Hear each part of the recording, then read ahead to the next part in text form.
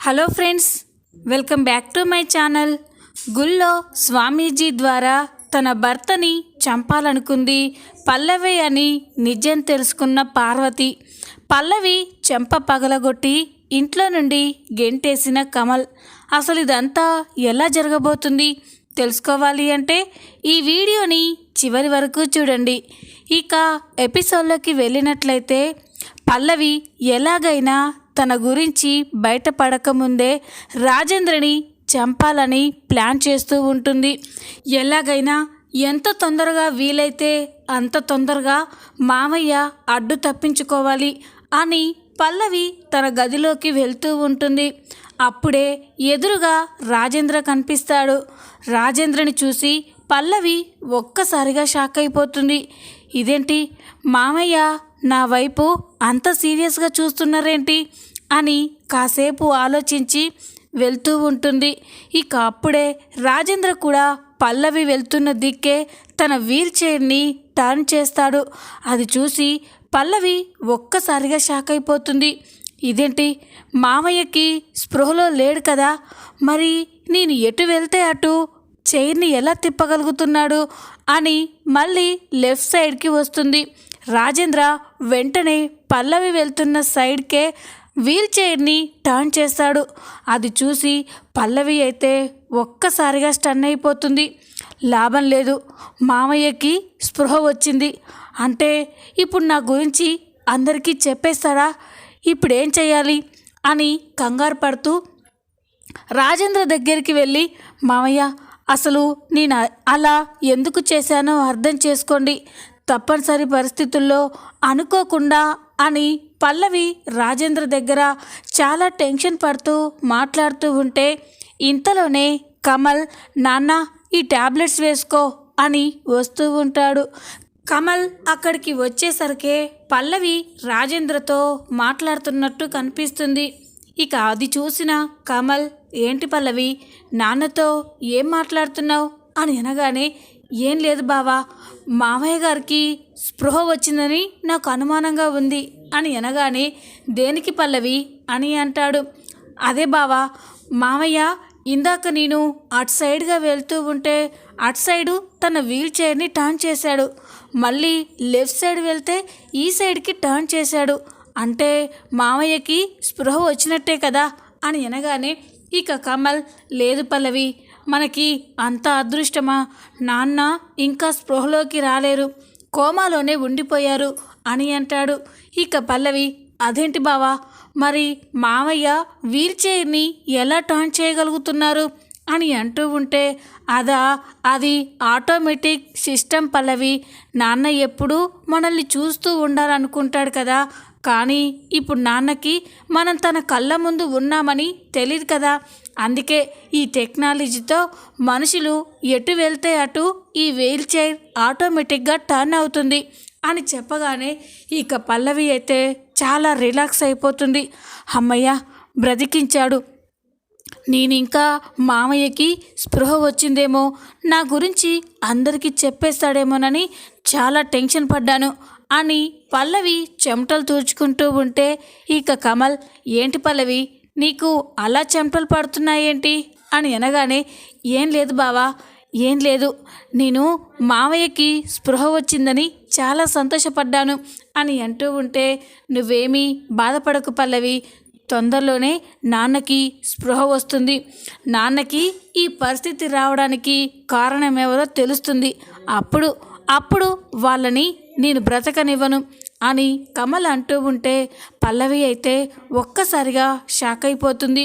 ఇక పల్లవి తన గదిలోకి పోయి చాలా టెన్షన్ పడుతూ ఉంటుంది. అమ్మో, మామయ్యకి స్పృహ వచ్చింది అంటేనే నేను ఇంత టెన్షన్ పడుతున్నాను, ఏదో ఒకరోజు మామయ్యకి తప్పకుండా స్పృహ వస్తుంది, అప్పుడు నా గురించి అందరితో చెప్పేస్తాడు, కమల్ నన్ను బ్రతకనివ్వడు, ఎలాగోలా ఎంత తొందరగా వీలైతే అంత తొందరగా మామయ్యని చంపేయాలి అని పల్లవి అయితే ఆలోచిస్తూ ఉంటుంది. ఇక ఇంతలోనే ఉదయం అవుతుంది. ఉదయం కాగానే ఇంట్లో అందరూ కూడా హాల్లో కూర్చొని రాజేంద్ర గురించే మాట్లాడుకుంటూ ఉంటారు. ఇంతలోనే అక్కడికి ఎస్ఐ అభిరామ్ వస్తాడు. అభిరామ్ అక్కడికి రాగానే ఇక పల్లవి అయితే షాక్ అయిపోతుంది. ఇదేంటి, ఈ అభి మళ్ళీ వచ్చాడు, మళ్ళీ మామయ్య కేసు గురించి ఏమైనా క్లూ దొరికి ఉంటాయా అని పల్లవి కంగారు పడుతూ ఉంటుంది. అభి ఇంటికి రాగానే అక్షయ్, అవని అందరూ అభిని అడుగుతూ ఉంటారు. ఏంటభి ఇలా వచ్చావేంటి, నాన్న కేసుకి సంబంధించిన ఏమైనా వివరాలు తెలిసాయా అని అనగానే, లేదక్షయ్, ఇంకా ఎంక్వైరీ చేస్తున్నాం, తొందరలోనే అన్ని విషయాలు తెలిసిపోతాయి, నేను ఒకసారి మీ నాన్నగారిని చూడ్డానికి వచ్చాను అని అనగానే ఇక అవని, అదిగో అభి మా మామయ్య గారు అని చెప్పగానే అభి రాజేంద్రని చూస్తూ ఉంటాడు. ఇక రాజేంద్ర దగ్గరికి వెళ్ళి, అంకుల్ మీరేమీ బాధపడకండి, తొందరగా కోలుకోండి, మీకు ఈ పరిస్థితి రావడానికి కారణం ఎవరో తొందరలోనే తెలుసుకొని వాళ్ళకి శిక్ష పడేలా చేస్తాను అని అభి మాట్లాడుతూ ఉంటాడు. కానీ రాజేంద్ర మాత్రం అక్కడ ఉన్నంతసేపు తన చూపు మొత్తం పల్లవినే చూస్తూ ఉంటాడు. ఇక అభి అది గమనిస్తాడు. ఇదేంటి, అంకుల్ పల్లవినే అంతలా చూస్తున్నాడు, ఇక్కడ ఇంతమంది ఉన్నాము కానీ పల్లవిని ఎందుకు అంతలా చూస్తున్నాడు అని ఈ అభి ఆలోచిస్తూ ఉంటాడు. అలా మాట్లాడుకుంటూ ఉండగా అప్పుడే పార్వతి, అమ్మ పల్లవి, అభికి కాఫీ తీసుకురమ్మా అని అనగానే, అలాగే అత్తయ్య అని పల్లవి కిచెన్లోకి వెళ్తూ ఉంటుంది. పల్లవి కిచెన్లోకి వెళ్తూ ఉన్నా కూడా రాజేంద్ర పల్లవినే చూస్తూ ఉంటాడు.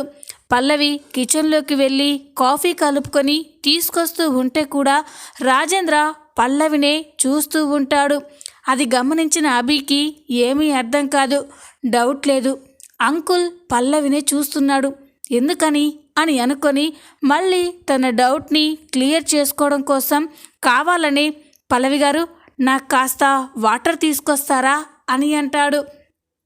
ఇక పల్లవి తెస్తాను అని మళ్ళీ కిచెన్లోకి వెళ్తూ ఉంటే రాజేంద్ర పల్లవిని చూస్తూ ఉంటాడు. ఇక అభికి కన్ఫర్మ్ అయిపోతుంది, డౌట్ లేదు, అంకుల్ పల్లవిని చూస్తున్నాడు, ఎందుకు అలా చూస్తున్నాడు, పల్లవికి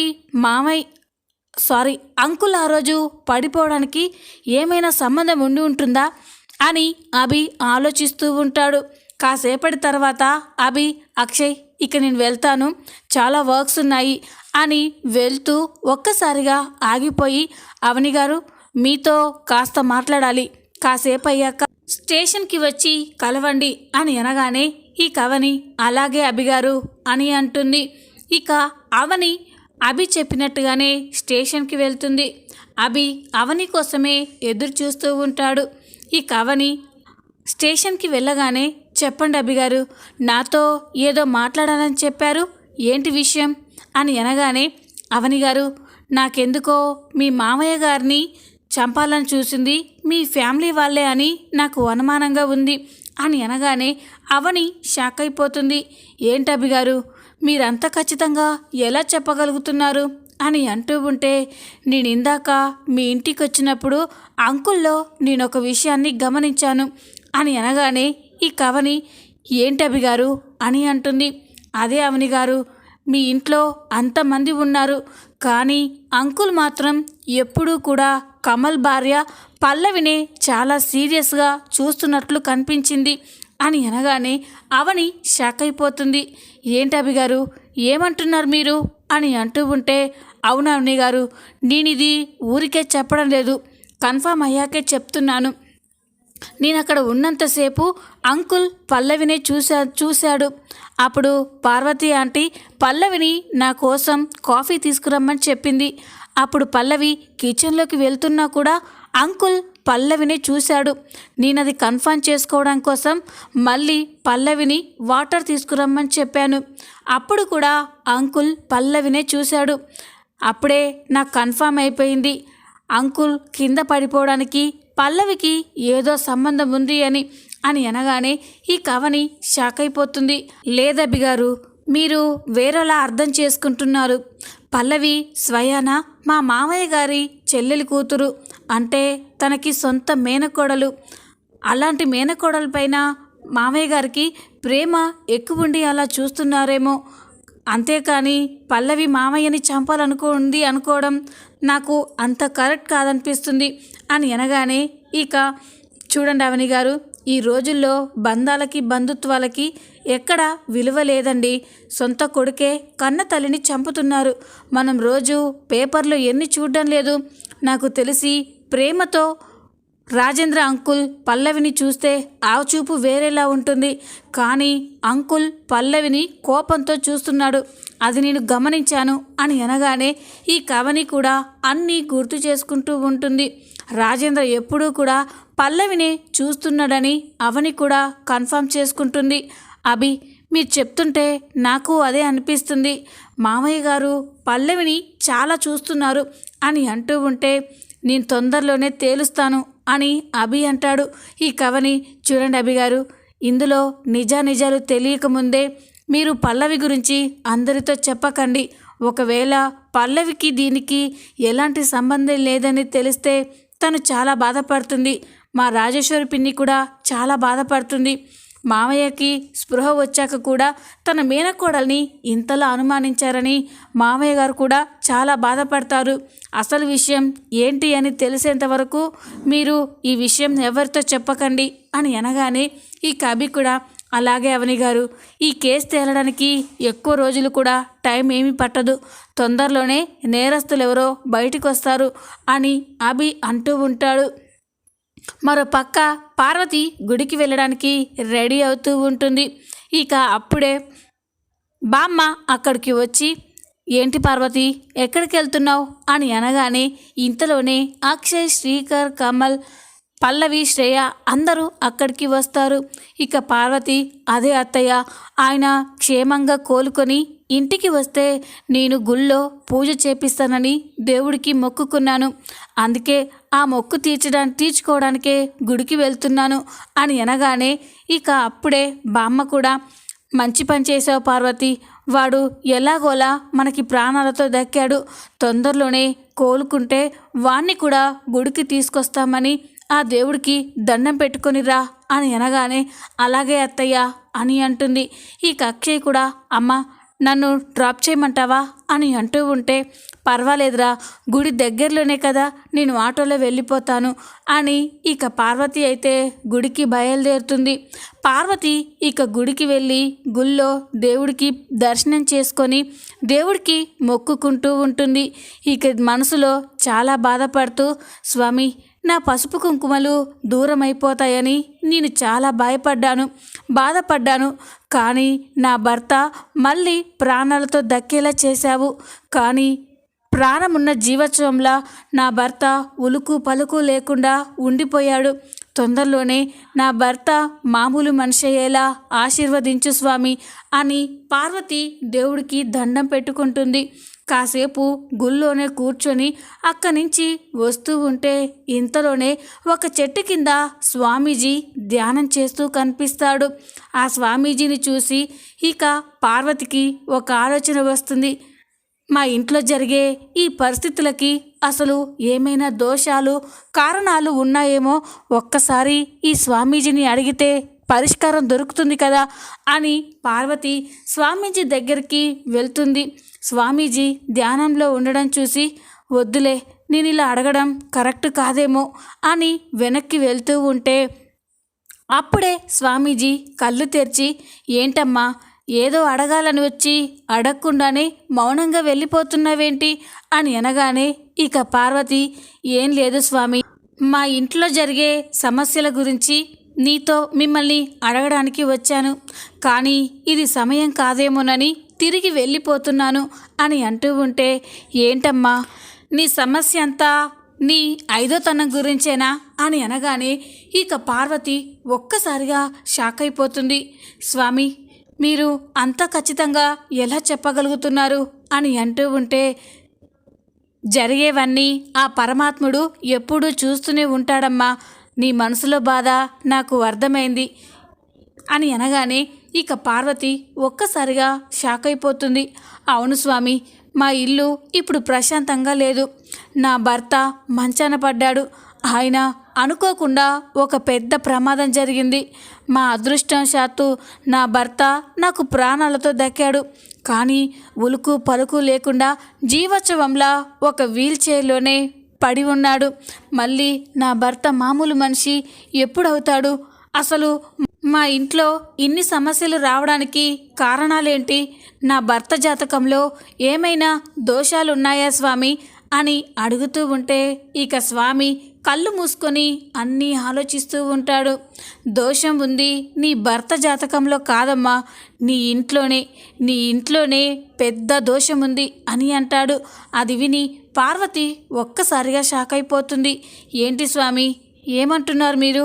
మా ఇంట్లో దోషముందా? ఏంటది అని అనగానే నీ కోడళ్ళే నీకు దోషమమ్మా అని అంటాడు. అది విని పార్వతి షాక్ అయిపోతుంది. ఏంటి స్వామి మీరేమంటున్నారో నాకు అర్థం కావట్లేదు. నా కోడళ్ళు చాలా మంచివాళ్ళు, అలాంటి వాళ్ళ వల్ల నా ఇంటికి దోషం ఉండడం ఏంటి అని అంటూ ఉంటే ఇక అప్పుడు స్వామి, పిచ్చి తల్లి, నువ్వు నీ కోడలని గుడ్డిగా నమ్ముతున్నావు. నీ పెద్ద కోడలు ధర్మాత్మురాలు, ఎంత బాధనైనా ఓర్చుకుంటుంది. భూదేవంతా ఓర్పుతో నీ కుటుంబాన్ని కాపాడుకుంటూ వస్తుంది. ఇక రెండో కోడలు ఎవరి గురించి పట్టించుకోకపోయినా ఎలాంటి కుట్రలు కుతంత్రాలు తెలీదు. కానీ ఇక మిగిలిన నీ చిన్న కోడలు పూర్తి దుర్మార్గురాలు. తను అనుకున్నది సాధించడం కోసం ఏం చేయడానికైనా వెనకాడదు. అవసరమైతే ప్రాణాలు తీయడానికి కూడా తక్కువ కాదు అని అంటూ ఉంటే ఇక పార్వతి షాక్ అయిపోతుంది. అంటే ఏంటి స్వామి మీరు ఏమంటున్నారో నాకు అర్థం కావట్లేదు. నా చిన్న కోడలు పల్లవికి నా భర్తకి ఇలా ప్రమాదం జరగడానికి ఏంటి కారణం అని అనగానే నీ ఐదోతనాన్ని తుడిచేయాలని చూసిందే నీ చిన్న కోడలమ్మ అని చెప్పగానే పార్వతి షాక్ అయిపోతుంది. ఇక వెంటనే లేదు స్వామి, మీరు పొరపాటు పడుతున్నారు. నా కోడలు నా భర్తని ఎందుకు చంపాలని చూస్తుంది? పైగా నా చిన్న కోడలు స్వయాన ఆయనకి మేనకోడలు, ఆయన సొంత చెల్లెలి కూతురు. అలాంటి మనిషి నా భర్తని ఎందుకు చంపాలనుకుంటుంది? లేదు స్వామి, మీరే పొరపాటు పడుతున్నట్టున్నారు అని అంటూ ఉంటే ఇక స్వామీజీ, పిచ్చి తల్లి, నీ కోడల మీద ఉన్న అభిమానంతో నువ్వు ఇలా మాట్లాడుతున్నావు. అసలేం జరిగిందో పసరు పూసిన నా చేతిలో చూడమ్మా, నీకే అర్థమవుతుంది అని ఇక స్వామి తన చేతిని పార్వతికి చూపిస్తూ ఉంటాడు. ఇక స్వామీజీ చేతిలో ఆ రోజు పల్లవి రాజేంద్రతో గొడవ పడడం, రాజేంద్రని మేడ మీద నుండి కిందికి తోసేయడం అవన్నీ కూడా కనిపిస్తూ ఉంటాయి. అది చూసి పార్వతి ఒక్కసారిగా షాక్ అయిపోతుంది. ఇప్పటికైనా నమ్ముతావమ్మా, నీ చిన్న కోడలే నీ ఐదోతనాన్ని తుడిచేయాలని చూసింది. ఇప్పటికైనా మించిపోలేదు. తను మీ ఇంట్లో ఉంటే మీ కుటుంబం సర్వనాశనం అయిపోతుంది. ఎప్పుడూ కూడా మీ కుటుంబం ప్రశాంతంగా ఉండలేదు. ఎంత తొందరగా ఆ దోషాన్ని తొలగించుకుంటే మీకు మీ కుటుంబానికి నీ భర్తకి అంత మంచిది అని చెప్పగానే పార్వతి ఒక్కసారిగా షాక్ అయిపోతుంది. ఇక స్వామికి దండం పెట్టి, స్వామి నా కళ్ళు తెరిపించారు అని ఇక అక్కడి నుంచి వెళ్ళిపోయి ఒకచోట కూర్చొని బాధపడుతూ ఉంటుంది. అసలు ఏం జరుగుతుంది? పల్లవి నా భర్తని చంపాలనుకోవడం ఏంటి అని ఇక పార్వతి అయితే బాధపడుతూ, ఇక ఒక్క క్షణం కూడా అది నా ఇంట్లో ఉండడానికి వీల్లేదు. నా భర్తని చంపేసి నాకు ఐదోతనం దూరం చేయాలని చూసింది. అలాంటి ఆడది ఇంట్లో ఉండడానికి వీల్లేదు అని కోపంతో రగిలిపోతూ ఇక ఇంటికి వెళ్తుంది. ఇక పార్వతి కోపంగా ఇంట్లోకి వెళ్ళి పల్లవి అని రావే, బయటికి రావే అని గట్టిగా పిలుస్తూ ఉంటే పల్లవి షాక్ అయిపోతుంది. ఇదేంటి అత్తయ్య అంత కోపంగా పిలుస్తున్నారు అని కంగారుగా హాల్లోకి వస్తుంది. ఇక అందరూ కూడా హాల్లోకి వస్తారు.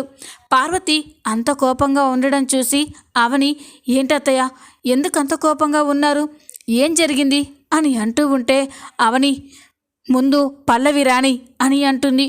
ఇక అప్పుడే బామ్మ కూడా, ఏంటే నీలో ఇంత కోపాన్ని నేను ఎప్పుడూ చూడలేదు, ఎందుకే అంత కోపంగా ఉన్నావు అని అంటూ ఉంటే ఇంతలోనే పల్లవి అక్కడికి వస్తుంది. ఏంటత్తయ్య గారు, నేనేం చేశాను, ఎందుకు అంత కోపంగా ఉన్నారు అని అంటూ ఉంటే ఇక పార్వతికి చాలా కోపం వస్తుంది. స్వామీజీ చేతిలో చూసిన ఆ సన్నివేశం గుర్తుకు వస్తుంది.